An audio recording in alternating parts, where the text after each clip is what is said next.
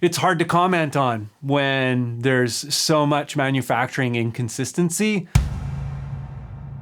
Hello, I'm the Bun. Welcome to the channel. This here is Baritone Obsessed. This is a show all about guitars that are a bunch longer for going a whole bunch lower.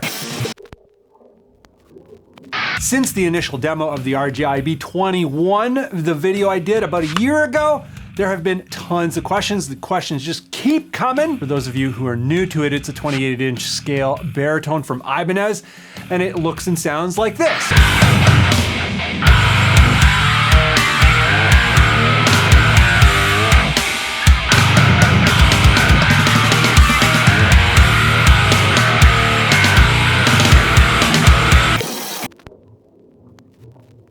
For the clip specs and signal chain, we've got the RGIB21 bridge pickup going into the HELIX with a Bunsonics 4-ins tone going into the PreSonus straight into Reaper. The music in the clip is by 4-ins, and you can find that in the links below as well.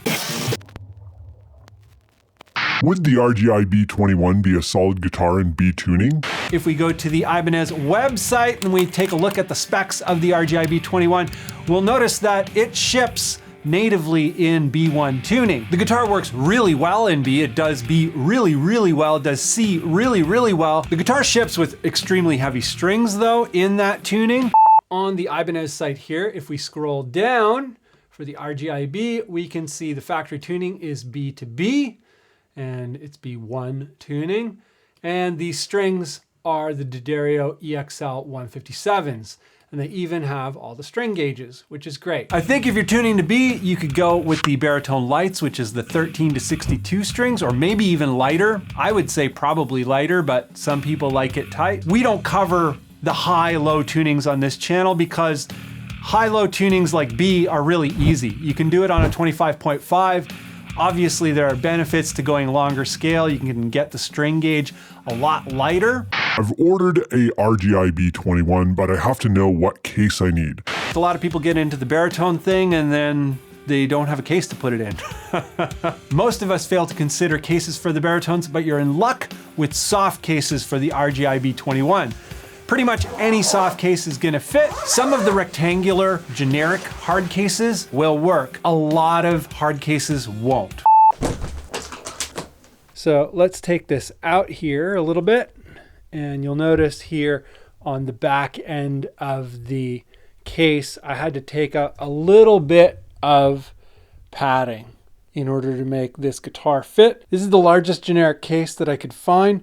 A lot of them are a little bit smaller, just by a hair, but it makes a huge difference. There are two main options for hard cases: custom-made ATA cases or 3/4 scale bass cases. With the 3/4 scale bass case, it's gonna be slightly too big, so you're gonna have to put some foam in it or whatever. Hey Bun, could you tell me what I need to convert the pickups to passive? The EMG is very popular pickup to dislike.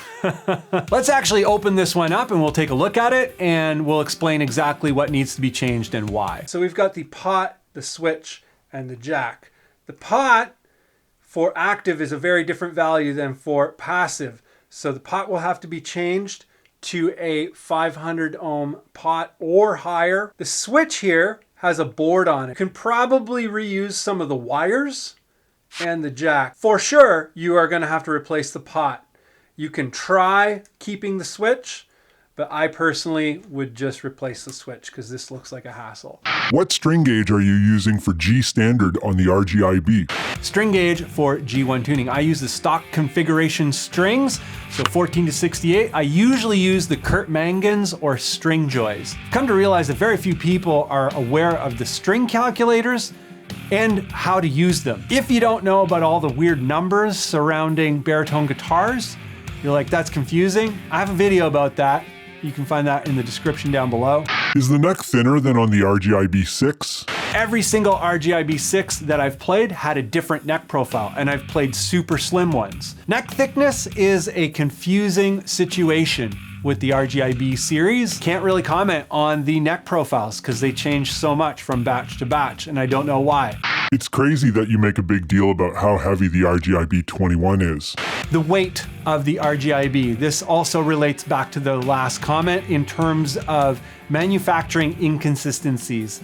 So my RGIB21 is heavier than every guitar or every bass I own. It is the heaviest guitar in my entire collection. It's hard to comment on when there's so much manufacturing inconsistency. So this one is really heavy. Some people might get light ones.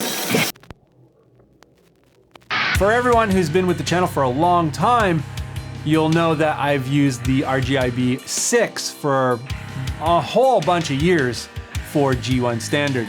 And I no longer do that. I use 29.75 for G1 standard, and I use the 28-inch scale guitars for A1 standard. If you want to go super low, I definitely recommend super long scale. Would love to know if you're looking for one, if you have one, if you love it, if you hate it. Let me know in the comments down below.